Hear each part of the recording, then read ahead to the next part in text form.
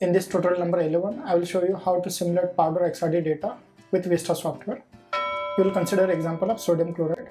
So let's open the Vesta software, go to the file, click on open. Here I have CI file downloaded for NaCl from COD website. If you are new to my channel, then do check out my previous video in which I have shown how to download CI file and how to get the Vesta software for free. The links are given in the description box.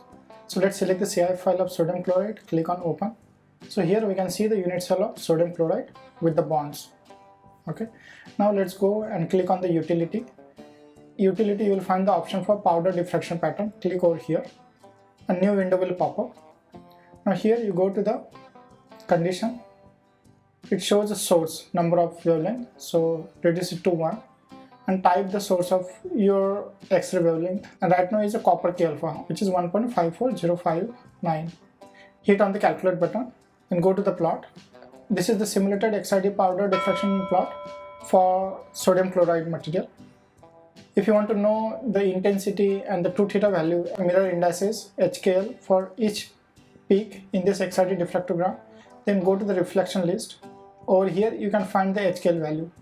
So it's 111 with the 2 theta is 27 and for its D value is 3.24. Similarly for 200, 2 theta is 31 and the D is 2.81.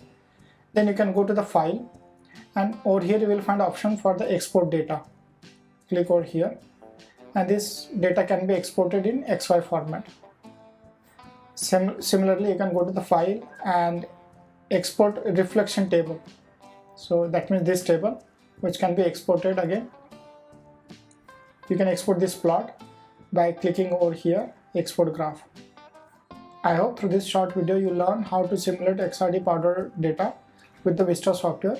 Do like, share and subscribe, and don't forget to press the bell icon button to be updated with my new videos.